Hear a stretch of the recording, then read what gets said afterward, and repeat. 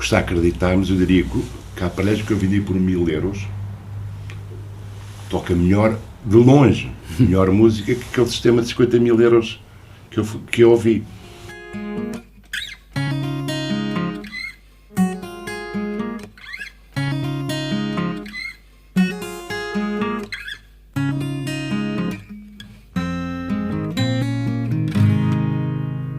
O convidado do episódio de hoje, aos 12 anos de idade, era quem explicava aos clientes como funcionavam os equipamentos de áudio, televisores e muitos outros na loja que os seus pais tinham na rua Dona Estefânia, em Lisboa. O crescente gosto e a consequente especialização na área da alta fidelidade levou Carlos Moreira a criar a Transon em 1984, marca que chegou a ter múltiplas lojas de venda de equipamento de áudio e vídeo, inclusivamente em centros comerciais, no distrito de Lisboa e em Coimbra. Infelizmente, a recessão e o início da crise em 2006 acabaram por ditar o encerramento das lojas. Mas Carlos não é pessoa de desistir e em 2016 criou a My Hi-Fi House, uma loja de alta fidelidade com uma seleção cuidada de equipamentos e componentes, com a particularidade de que as salas de audição estão mais próximas das condições que muitos audiófilos têm em casa. Este episódio é patrocinado por Ultimate Audio, a sua loja de referência na alta fidelidade nacional. Visite-nos em Lisboa, no Porto ou em ultimate-audio.eu. Boa tarde, Carlos Moreira.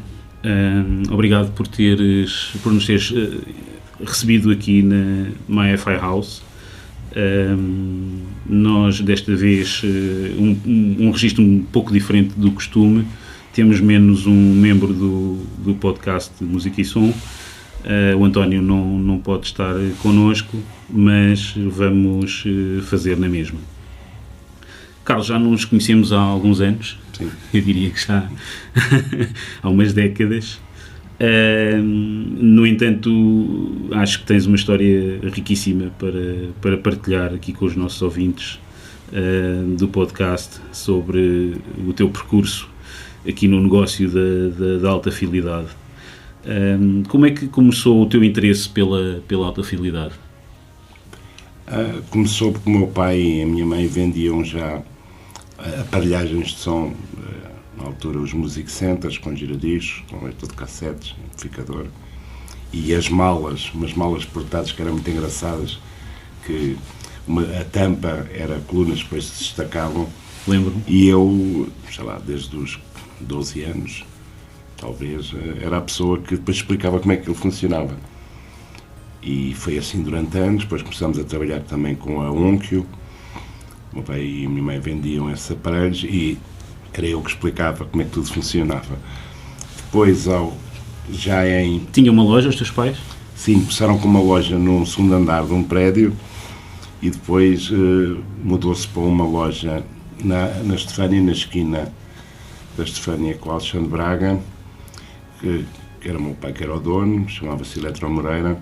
Acho que foi aí que nos conhecemos. E, sim, com certeza. E durante agora não me lembro, uns anos era Eletro Moreira, mas eu é que fazia tudo, até na altura, ao princípio, que eletrodomésticos vendíamos, e eu carregava muitas vezes coisas pesadíssimas pelas escadas acima de prédios para entregar, e também as aparelhagens, também já com Onkyo, com outras marcas.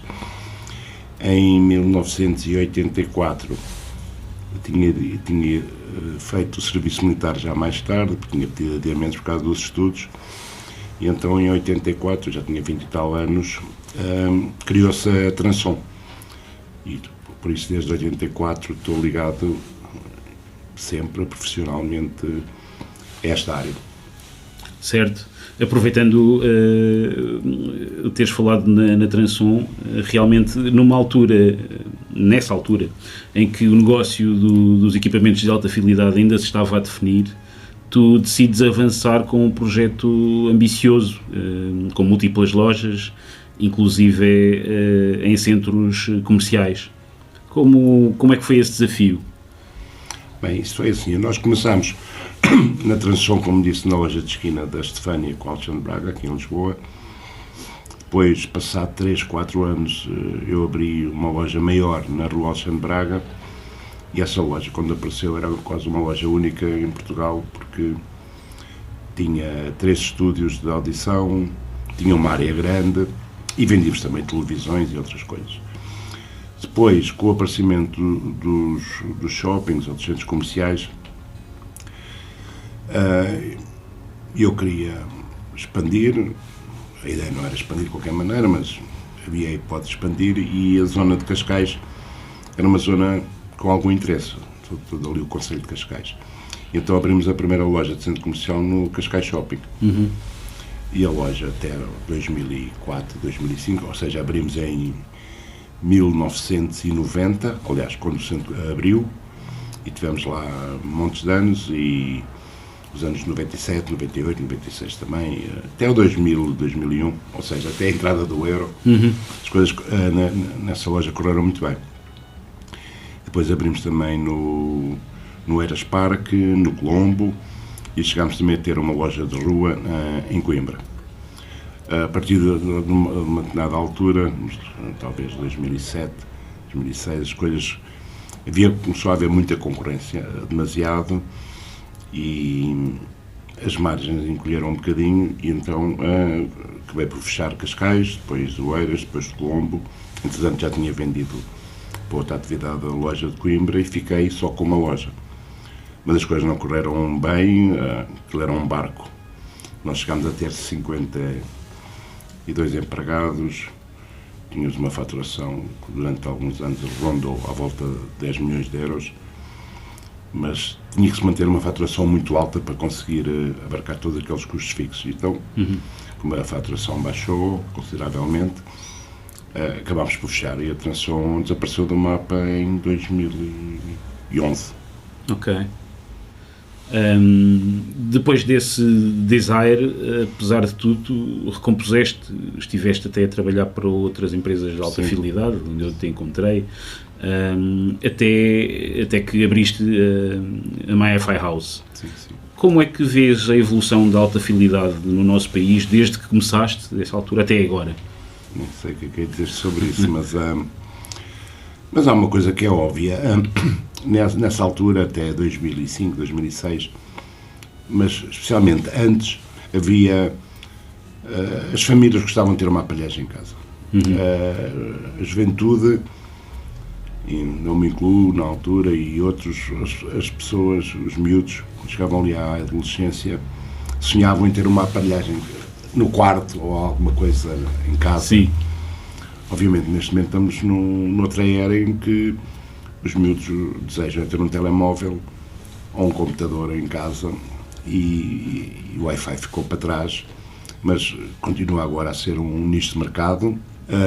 Dezenas de lojas desapareceram do mapa, onde se inclui a Transon, ficaram muito menos lojas, mas neste momento, mesmo com menos lojas, não quer dizer que a concorrência seja menor, acho que até é maior do que antigamente. Porque nós agora temos a concorrência, obviamente, da internet e dos sites de venda online, estrangeiros, basicamente, onde as pessoas, o português gosta muito de comprar no estrangeiro. E temos a concorrência também muito grande do mercado dos usados, que é muito fomentado nas redes sociais. Por isso o papel da loja diminuiu. Se bem que ainda há clientela e há pessoas interessadas em ter bons equipamentos, e cá estamos já com a Hi-Fi House. A Hi-Fi House já tem, neste momento, 6 anos. Certo. Tu descobres sempre marcas que fazem produtos muito interessantes, sejam ficadores, colunas, com uma relação preço-qualidade muito boa. Apesar de tudo, como mencionavas há pouco, é mais fácil encontrar na internet. Como é que tu fazes a pesquisa para os produtos peculiares que normalmente tens à venda? Pronto, eu, como digo, já trabalho há umas dezenas de anos nesta área, mas é uma área que eu sempre gostei muito. E então, mesmo em casa, estou sempre a ver coisas sobre a alta fidelidade, sempre. E sempre gostei de trabalhar com marcas que tenham um excelente desempenho, mas que não sejam caras. E existem. Aliás, eu tenho aqui vários exemplos. Obviamente, isso também é um trabalho às vezes mais difícil, porque as pessoas tendem a comprar o mais conhecido, o que tem melhor marketing, o que tem melhor publicidade, o que tem mais reviews, pronto, que é óbvio, que é mais conhecido. Por isso o trabalho às vezes com marcas desconhecidas não é tão fácil, mas é gratificante, porque eu tenho aqui, por exemplo, estou a olhar, tenho aqui um aparelho, por exemplo, custa um amplificador com entrada de fono excelente, com uma saída de oscilador excelente, custa à volta de 1.300 euros. E eu já comparei esse amplificador com outras marcas, e não vou referir marcas, mas um amplificador de 3.000 euros, por exemplo, o número que eu estou-me a lembrar, mas não vou dizer. É óbvio, se compara um com o outro, este é melhor. Okay. Só que é uma marca desconhecida, ou menos conhecida do grande público. Por isso a nossa venda também assenta muito na demonstração aqui na loja. E melhor quando é comparado com outros aparelhos. Exato. Isso vem no seguimento da pergunta que tinha aqui para te fazer, que era precisamente como é que é o teu processo quando és abordado por um cliente que quer comprar um sistema de alta fidelidade. O aconselhamento por parte de quem está a vender ainda é muito importante? Eu diria que devia ser muito importante, mas há uma grande desconfiança, também fomentada um bocadinho pelas páginas de Facebook, em relação ao comerciante, especialmente se for português. Já li coisas com pena minha em várias páginas de Facebook dedicadas a esta área, que me deixam bastante triste. Mas a pessoa, de facto, devia-se aconselhar com quem, que é o meu caso, já há 40 anos ou 50 que trabalha nesta área. Claro. Que ouve tudo, anda sempre a mudar de coisas, ligar aquilo com aquilo e com aquilo outro, e não ir atrás das marcas mais sonantes ou do conselho do amigo que acha que sabe. Exato. O que me dá mais gosto, de facto, aqui é quando recebo pessoas, e acontece, que numa conversa eu tento perceber o que é que a pessoa anda à procura, também tento perceber mais ou menos até onde quer ir a nível de preço, porque se eu não souber isso, posso estar a falar num aparelho de 100 euros e eu obviamente estar a pensar noutra coisa, ou estar a falar já aconteceu, por acaso que uma pessoa às vezes está aqui, a pessoa que se calhar estava a pensar numa coisa de 50 euros, ele estava a mostrar uma coisa de 3.000, porque há que ter essa... Há um desfazamento ali na conversa, não é? Há que ter essa conversa para perceber. É preciso perceber primeiro. Para perceber. Claro. E eu diria que, por exemplo, aqui na loja temos produtos em que, ainda há pouco tempo, chamaram umas miúdas, duas jovens, compraram uma aparelhagem de 1.000 euros, que eu acho que toca melhor que algumas coisas que eu já ouvi de muito mais. Ok. Muito mais. Tem que haver um equilíbrio no sistema. Eu costumo dizer aos clientes e a toda a gente que uma cadeia de alta fidelidade vale sempre pelo elo mais fraco, ou seja, o que tiver mais fraco na aparelha vai condicionar o desempenho todo. Eu também digo sempre que o mais importante é a fonte e não as colunas. E geralmente as pessoas olham para as colunas como o fator mais importante, acabando muitas vezes comprar colunas por mais altifalantes, com mais altifalantes pensando com mais altifalantes aquilo toca melhor, ou maiores, porque acham que maior é melhor, quando muitas vezes nos espaços que têm não é nada indicado uma coluna desse tipo. Claro. Por isso, essas duas adolescentes jovens, 20 e tal anos, compraram uma aparelhagem por 1.000 euros, com umas boas colunas, com um amplificador apropriado para essas colunas, as colunas apropriadas para o espaço onde iam ouvir, e com giradiscos. Okay. E conseguiram um sistema equilibradíssimo. E conseguiste perceber qual foi o processo delas? Como é que elas vieram ter à tua loja? Eu perguntei e elas andaram por várias lojas, não é? Ok. Andaram por várias lojas e também passaram por aqui, obviamente. Eu falei com elas, percebi o que é que elas andavam à procura, tentei pôr o melhor giradiscos possível. Inclui um giradiscos, claro, era isso que eu te ia perguntar de seguida. Com um amplificador que fosse coordenado com as colunas. Ou seja, a peça mais barata que elas compraram foram as colunas. Por causa do podcast não tem imagem, mas nós estamos mesmo ao lado delas. Ok. Foram umas Acoustic Energy AE100 versão 2, É uma coluna relativamente pequena, mas que tem um desempenho fantástico. Aliás, depois o Fernando Marques vai ouvir, que depois vou ligar o sistema. Portanto, elas ficaram bem servidas sem dar cabo da conta bancária. Eu já ouvi sistemas de milhares de euros em que a pessoa depois ouvia aquilo com um disco rígido que não estava em condições e era quase difícil distinguir quem é que estava a cantar. Eu lembro que estava a cantar o Cais do Carmo, que era um dos sucessos que ele tinha nesse disco, e a pessoa que estava comigo, depois na rua, disse-me assim, só passado para aí 10 ou 15 segundos, é que percebi que era o Cais do Carmo. E aquele sistema custava 40 ou 50 mil euros. Mas as pessoas ficam com um grande orgulho de posse do sistema, não é? Porque dizem, eu tenho a marca X de amplificador e tenho a marca Y de colunas. As colunas, nesse caso, também são subdimensionadas para o espaço que a pessoa tem. Depois tem um som horrível. Isto parece custar acreditar, mas eu diria que a aparelhagem que eu vendi por 1000 euros toca melhor, de longe, melhor música que aquele sistema de 50 mil euros que eu ouvi. Porque estava o tal L mais fraco naquele caso, e era o que ele utilizava, era um disco rígido, que ele tinha um jitter enorme, tinha só problemas. Acho que o cabo também não devia ser dos melhores. O cabo que ligava o disco rígido era um cabo USB, banal, mas devia ter algum problema também. E o timbre, tudo na música era mau. Mas as pessoas ainda se prendem muito, de facto, às marcas e ao orgulho de posse das marcas, e eu compreendo isso perfeitamente. Claro. Mas, de facto, cada vez com marcas menos conhecidas, e tentando eliminar os tais elos fracos, consegue-se um bom desempenho. Por exemplo, vou dar um exemplo, uma sala com 15, 16 metros quadrados, e dando o exemplo através das jovens. Aquela aparelhagem, ouve-se boa música, com prazer, está lá tudo. Pronto, e é isso. E é isso que eu gosto de fazer e quem procura sabe que eu tenho sempre um conhecimento grande, tanto das coisas que tenho aqui como das coisas que não tenho, ou seja, da concorrência. Se bem que há coisas que eu vendo que não tenho aqui, porque a loja também não dá para ter tudo. Claro.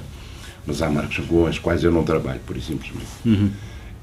Mas eu conheço o som, ou porque já alguém veio cá e trouxe um emprego dessa marca para nós compararmos, ou isto.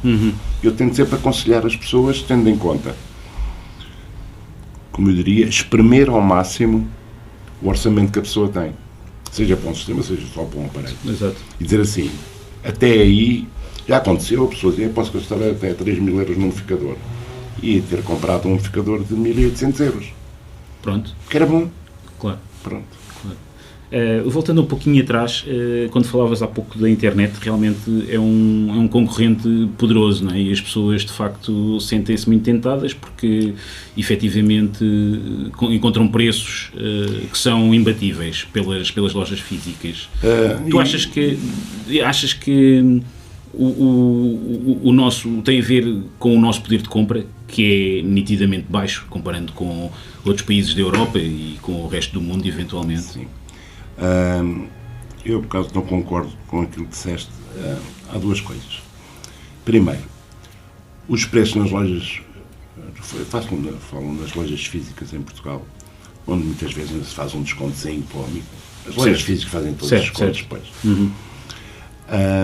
Nós temos site, a Maia House tem site, e a pessoa pode comprar lá no site, mas não é, para mim o site serve como monta das coisas que eu tenho aqui.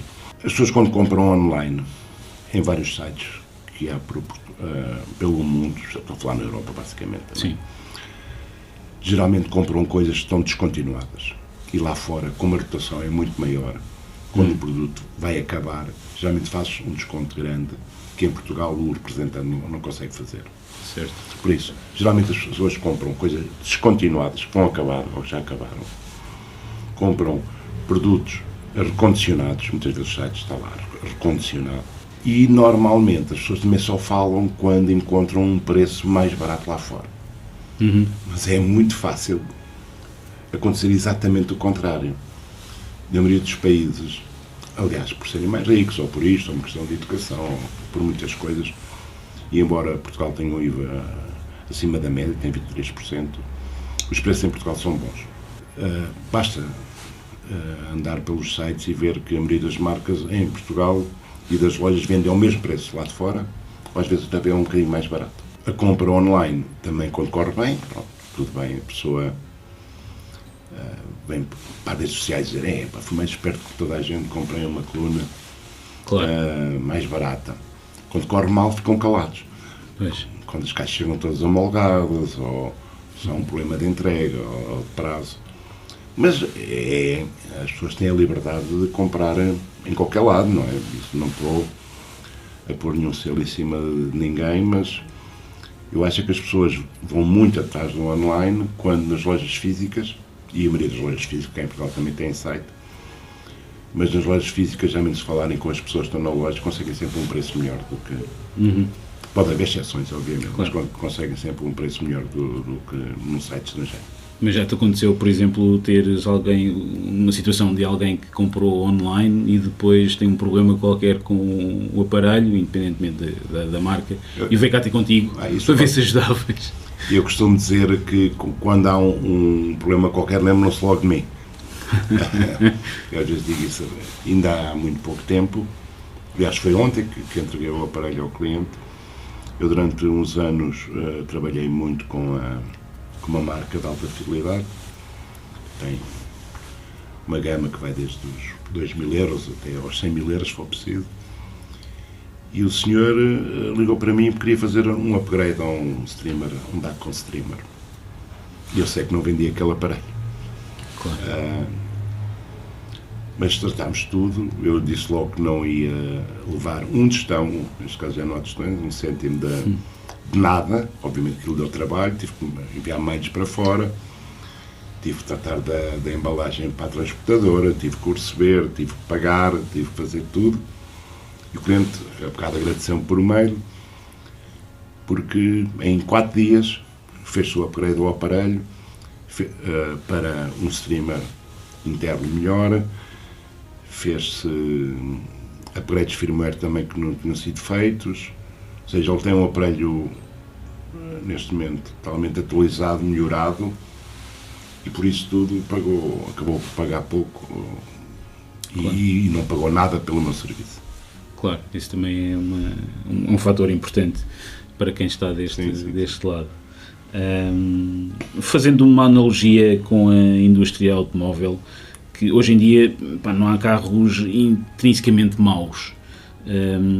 A diferença é como as marcas agem quando eles dão problemas. Na tua percepção, existem equipamentos de alta fidelidade de grandes marcas que tocam mal? Eu costumo dizer que, em algumas marcas muito conhecidas, a pessoa, quando compra esse aparelho, essa marca muito conhecida, 50% do custo que está a pagar é um conselho de administração, a diretores de marketing, a diretores disto, daquilo, a publicidade, a testes, tudo isso. Por isso é que há aparelhos de marcas desconhecidas ou menos conhecidas, podem custar metade ou menos e ter um desempenho melhor. E agora com esta conversa esqueci-me quase da pergunta que tinhas feito. Eu perguntava-te se existem equipamentos de alta fidelidade. Eu respondi exatamente, mas a pergunta era mais direta. Ainda não há. Ou seja, depende do que é que nós estamos a falar quando estamos a falar em alta fidelidade. Mas eu diria que qualquer aparelho é satisfatório para se ter em casa. O problema é só quando se compara com outro. Okay. Que a pessoa comprou um amplificador da marca X por 400 euros, novo. Levou para casa, ele não tinha muitas referências do que é que seria o som, comprou umas colunas, ou já tinha, põe aquilo, eu costumo dizer, liga, então já é bom. Liga, toca, é bom. Okay. Obviamente, se calhar há outros aparelhos que podiam tocar melhor. Mas isso só num termo de comparação é que a pessoa ia distinguir. Claro. Por isso, a tocar mal, só se estiverem mesmo avariados, não é? Ou deram um problema qualquer, mas qualquer aparelho tem a obrigação de ser entregue, funcionar bem e tocar. Agora, se podia tocar melhor, podia, em alguns casos, mas tocam, Não, isto vinha também no seguimento de que eu iria perguntar logo depois, ia perguntar-te em relação a um site bastante conhecido, onde o indivíduo faz testes, medições, faz praticamente só medições, e aconteceu já num caso, que eu por acaso até acompanhei, que ele detectou que havia um problema mesmo de fabrico. Não me recordo da marca, mas ele entrou em contacto com a marca e a marca, pelos vistos, concordou e até retificou o problema. Tu achas que dás muita importância às medições e às características dos aparelhos? Se isso aconteceu, e aconteceu, agora não me lembro qual é a marca, mas eu às vezes também entro nesse site, ou seja, o aparelho tocava. Podia tocar melhor. Podia tocar melhor, é tal coisa. Pronto, ele detectou isso e a fábrica fez o melhoramento do circuito, que estava menos mal, sim, mais mal, ainda bem, mas é tal coisa que disse mas tocava. Exato. Sim, há aparelhos que têm... A pessoa não pode depender unicamente das características técnicas de um aparelho. Há muita mentira nas características técnicas, e há outra coisa, é afirmar qualquer coisa, mas não dizer como é que foi medido. Em que parâmetros é que foi medido? Por exemplo, potência, 200 watts. Então, mas são watts que são RMS, ou foi a um kHz, ou é potência total instantânea. Claro. Há muitas marcas que na publicidade põem, este amplificador tem 80 watts. A pessoa vai ver as especificações e ele de facto tem 80, mas é 4 ohms. Mas é 4. E tem 60, por exemplo, a 8. O nível de instrução também, saber, é importante. Há vários fatores nas especificações técnicas que podem ajudar, mas não é a verdade absoluta que está nas especificações técnicas. Pode haver aparelhos que começam muito bem e depois, quando se vai ouvir, tem um som muito frio, agreste, e medem muito bem. Pois. Pode haver outro que não começa tão bem como esse, mas com a tocar pode ser muito bom. Mas continua a ter as especificações técnicas, obviamente, também são importantes. É uma referência, mas é uma referência. Não é a Bíblia, ou seja, claro, se isto está aqui escrito, é tudo verdade, com estas coisas isto tem que tocar muito bem. Pode não acontecer. Ok. Mas é importante, as especificações técnicas.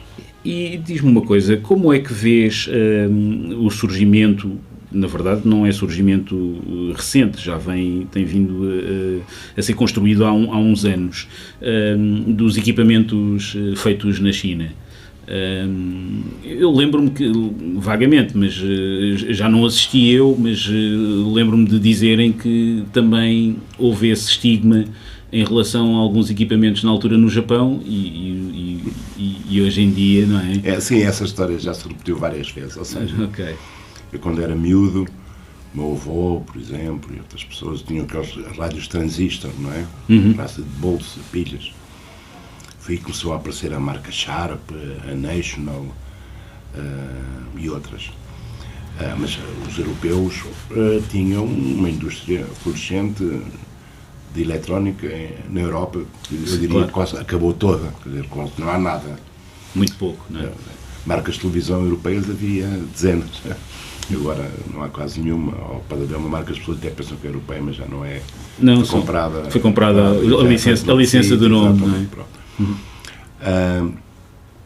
Por isso, ao princípio, as pessoas, se calhar, torciam o nariz a um produto da National, há muitos anos atrás, porque achavam que o Philips, ou o Funken, ou o Sierra, ou o Saba, ou sei lá, tantas marcas que havia, era melhor. Mas, rapidamente, os japoneses demonstraram, e foram muito inovadores, por exemplo, com o rádio transistor, e com dezenas de inovações que passaram completamente os europeus. Nós andamos a dormir na Europa já não é de agora, é dos anos 70, 80.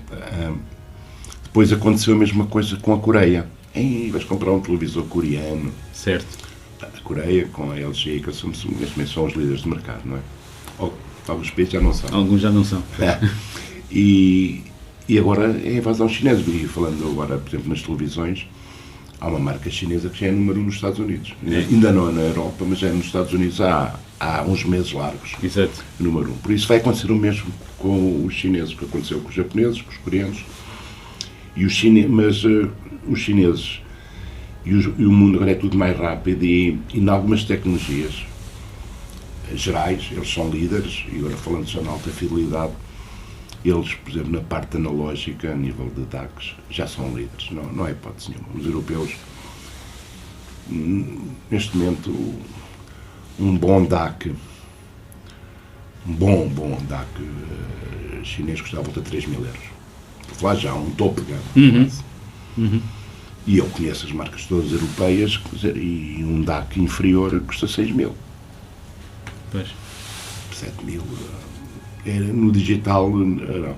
A nível de colunas, os japoneses, os chineses, ainda não são visíveis, mas montes, muitas colunas, muitas marcas que nós achamos que são excelentes. Tal. São lá feitas.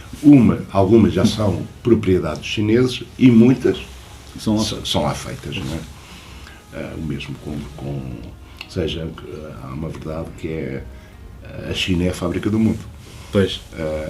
E na eletrónica não é exceção. Muita coisa lá feita. Eu não tenho pudor nenhum, como não tive com os japoneses, nem com os coreanos, e agora não tenho com os chineses. Tenho só pena, de facto, nos últimos 40 anos a Europa tinha ficado a dormir e achar que é uma zona rica e que os outros façam as coisas, mas estamos só para comprar, não é? E eu às vezes conto uma história muito engraçada. Eu ainda me lembro, em Roma, estava com os meus filhos e tu ias a Roma, por exemplo, nos anos 70, entravas ali no Vaticano, pela igreja de São Pedro, por todo lado, à vontade. Agora tens filas de horas para a espera. E eu dizia aos meus filhos, estás a ver, agora os chineses, não era só chineses, era a Ásia, a América do Sul, exato, que antes não viajavam, agora todos viajam. Claro. E passa de poder entrar numa igreja sem ninguém, quase, com 20 pessoas lá dentro, para filas de 5 horas para entrar na igreja. E eu dizia, estás a ver, olha, os asiáticos, agora a Europa para eles é um sítio para vir ver monumentos, uma civilização antiga, para ver como é que a gente se comporta. Porque nós vivemos do turismo agora e de serviços. Eu lembro, por exemplo, a dimensão que tinha uma Philips, por exemplo, e o que é agora. E outras marcas, e a maioria das marcas até desapareceu, não é? Completamente. Sim. Já não existe. O caso da Saba, acho que já não existe, da Normand, da Telefunken, marcas italianas, marcas francesas. Agora há uma marca francesa muito grande, que eu não me lembro. Mas é assim, neste momento é tudo feito no Oriente. Sim, já começa no Vietnã também, começa a haver grandes fábricas.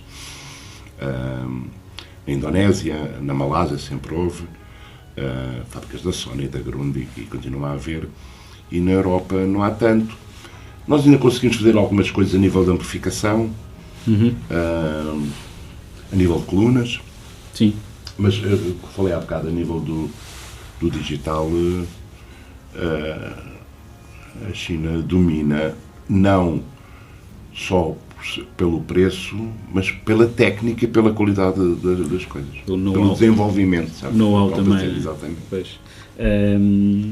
No entanto, nem tudo está perdido, até porque mesmo cá em Portugal, no nosso cantinho pequenino, apesar de tudo, ainda vão surgindo umas coisas, umas novidades que são muito interessantes. Lembro-me, por exemplo, da Inus, que está a dar cartas, não é? Sim, a Inus é... Eu, por acaso, comecei a trabalhar com a Inus quando ela tinha outro nome, que era LiveZen, e acompanhei o processo, depois, entretanto, já não trabalhamos. Mas a Inus como em tudo, é uma exceção à regra. O Vitorino, que é o dono da Inus, é uma pessoa com formação superior, acho que até na área das finanças e da economia. Viveu uns anos também em Inglaterra e fez o trabalho de casa, pediu os apoios que podia e que devia. Claro. Apoios da Comunidade Europeia, do Estado português, conseguiu com certeza subsídios avultosos, mas os subsídios foram bem utilizados, o que é raro também em Portugal. Pois. Ou seja, o Estado e a Comunidade Europeia contribuíram com bastantes fundos, eu não sei o número, mas estamos a falar com certeza na ordem de centenas de milhares de euros, mas eles neste momento é uma marca prestigiada em qualquer parte do mundo. Claro. E claro. Com um desenvolvimento, eu não sei também os números deles de faturação, mas que vocês estão a vender muito bem. A fábrica, os queijos onde são montados é no Algarve. Sim, eles trouxeram a produção para... Sim, eu acho que eles sempre produziram ali. Eu acho que sempre produziram ali. E no tempo do Live Zen os produtos já eram feitos no Algarve. Já eram lá feitos, ok. Montados. Mas é exceção à regra. Aí nos é exceção à regra a nível de chamada eletrónica ou de alta fidelidade portuguesa, é exceção à regra. Quando apareceu um projeto ou outro, umas coisas, mas Sim. sem o profissionalismo que aí nos teve. E aproveito até aqui para lhes desejar os parabéns, porque é com orgulho que uma pessoa sente que é uma marca Claro que sim, claro que sim. que está presente no mercado americano, no mercado asiático, no mercado europeu, por todo lado. E mais uma vez digo, são a exceção à regra. Tudo foi muito profissional. O português na alta fidelidade é uma pessoa que percebe umas coisas e montou umas colunas e fez umas colunas, depois tem de vender as colunas e depois não tem site, e depois a página do Facebook, a última coisa que pôs lá, aposto, foi há 2 anos atrás. Pois. Mas muitas vezes as pessoas vêm-se queixar que isto aqui, então, eu às vezes digo, mas o que é que você fez? Pronto, fez o produto. Não vamos pôr em se era bom, se era mau, se era assim, Claro, se era competitivo. claro. Mas depois não fez mais nada. Quer dizer, ninguém sabe que você existe a fazer isso. E aí, obviamente, foi exatamente o oposto. Pois. Na tua percepção... Já agora, volto atrás. E Ok. fico triste mais daí nos ser o único, porque países como a Bulgária, como a Roménia, como a Grécia, ou seja, nós temos a mania de chamar atrasados, mas que não são, obviamente, têm marcas. Têm com sucesso, da Roménia, da Bulgária, da Grécia, N. Achas que poderá ser também uma falta de formação? Formação académica que dê depois que estrutura às pessoas? Pode ser muita coisa, pode ser. Eu não estou a ver, eu não sei se os gregos têm em média, um nível académico superior ou menor que Portugal, mas não há a ver grande diferença. Na Roménia e na Bulgária, talvez, a nível de engenharia, esses países chamados países de leste, que já tivessem um bocadinho mais know-how, mas também com fábricas antigas. Isto que eu estou a falar de não haver mais marcas em Portugal não é só na eletrónica, quer dizer, e também não é fácil. Pois não. O ambiente não é fácil, mas há uma inércia muito grande em todas as atividades económicas portuguesas, quer dizer, o caso dos Passos Ferreira e dos móveis e tal, grande, exportam muito, etc., fazem tudo. Eu vou ver um site de um fabricante dessa zona, aquilo não é nada. Tem lá 2 ou 3 fotografias mal amanhadas, Claro. e contatos, nós somos os maiores e tal. Claro. Quer dizer, depois entras num site polaco de mobiliário. Já comprei coisas na Polónia, por acaso. A diferença. Era um arquiteto que desenhava uns móveis para alta fidelidade fantásticos. E está lá tudo, está a informação, estão os desenhos, estão as medidas, estão os acabamentos, está o preço, está quanto é que custa se quiser comprar para trazer para Portugal, está tudo. Entras no grande cluster do mobiliário em Portugal e a maioria desses fabricantes não tem nada, tem um site com nada, com 2 fotografias ou 3, com o número de telefone e mais nada, quer dizer, por isso isto não é uma coisa de alfabetizada. E agora, porque é que o português é assim, ou que as coisas... Ainda bem que há bons exemplos de empreendedorismo, o caso da Inos e noutras áreas mas devia ser mais, porque nós em algumas coisas devíamos ir um bocadinho mais para cima. Talvez a coisa agora melhor.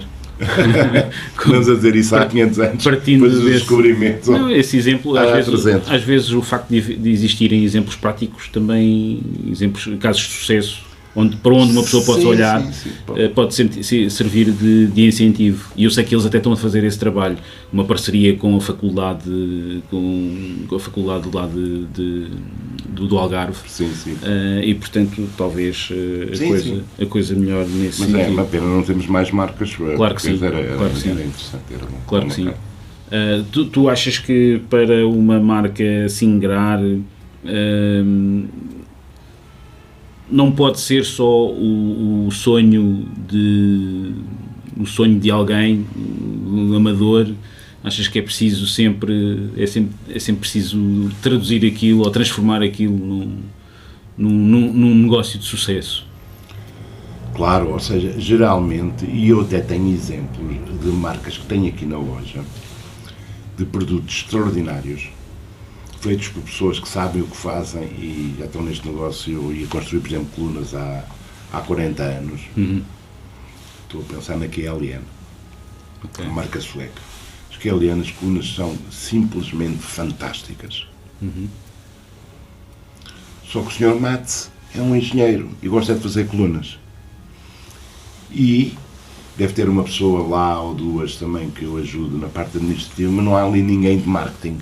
Certo. Então estamos a falar numa marca que tem um potencial enorme, mas o Sr. Mats é engenheiro e o projeto, construir, desenhar, faltava lá uma pessoa. Até na Suécia até era fácil, mas é um caso, quer dizer, não é tão referenciada porque a página de Facebook dele tem 600 ou 700 seguidores, quer dizer, devia ter milhares. Claro. Tem o site é informativo, mas havia muita coisa a fazer. E às vezes as marcas não dão só por causa disso, porque há uma pessoa que sabe muito de eletrónico, para fazer, por exemplo, um excelente amplificador, mas depois falta a componente comercial, que é importantíssimo, é tão importante, não é? Quanto... Que é importante, e mesmo uma pequena empresa pode fazer isso sem o recurso das grandes marcas, da Marantz ou da Denon ou da, sei lá, Denmarcas, mas noutra escala podem fazer um bom trabalho, quer dizer, é trabalhar bem a página de Facebook, é criar uma página de grupo de pessoas que usam aquilo para escreverem, para debaterem. Claro que sim. Ainda por cima hoje com as ferramentas que estão disponíveis não é mais fácil. Em feiras, ou aqui um período não havia feiras, mas ir mais a feiras, se bem que feiras é caríssimo lá fora, cá em Portugal também era, mas por exemplo a feira muito conhecida de Munique, eu lembro de falar com pessoas, fabricantes, e que aquilo gostava muito. Pois. Mas tem que haver dinâmica comercial, não pode haver só um produto, que eu posso ser o melhor produto do mundo, mas se não o der a conhecer a ninguém, quem é que sabe que aquilo é o melhor produto? Claro. Isto é verdade para a eletrónica e para tudo. Vale para tudo, não é? Exatamente. Um pouco. Olha, Carlos, tu levas trabalho para casa, ou seja, também ouves música em casa ou ouves só na loja? Na loja basta? Eu, há um bocado disso, quando estou em casa, muitas vezes fazendo ir por sites e a ler fóruns de discussão e ali, por isso é que às vezes tenho estas marcas, algumas conhecidas, outras menos, e tenho aparelhagem em casa e até toca bem. Só que de facto eu durante o dia de semana já não ouço, porque eu chego a casa, geralmente até janto, antes de ir para casa, janto por aí, mesmo que se faz janto em casa, que é aí, tantas vezes, quando acabo de jantar, são 8h30, 9h, já não me apetece. Já não te apetece. Eu passo o dia aqui a ouvir música. Claro que sim. Não ouço, mas ao fim de semana geralmente ligo e ouço. Ok. Sim. Ok. Olha, temos a terminar. Que música é que não te sai da cabeça? É sempre a pergunta final que nós fazemos aos nossos convidados. Engraçado, porque eu até pus ali nos favoritos do iPad, do tablet que utilizo, e é o Private Investigation dos Dire Straits. Engraçado. Tenho ouvido muito porque é um tema, é uma faixa que dá para... É muito bom para demonstração, porque tem uma panóplia de instrumentos e de sons e tal, é muito interessante. E essa, neste momento, consegues perceber? quando toca um equipamento sim. ao som dessa música. Há muita gente que ouviu já esta música, que é famosa, não é? E quando ouvem aqui, dizem, posso? Eu nunca tinha reparado que havia tanto instrumento e tanto som. Provavelmente investiguei já. Engraçado. Carlos, olha, muito obrigado. A conversa foi ótima. Mais uma vez. E passou depressa. Olha, obrigado mais uma vez. Tá? Obrigado. Obrigado.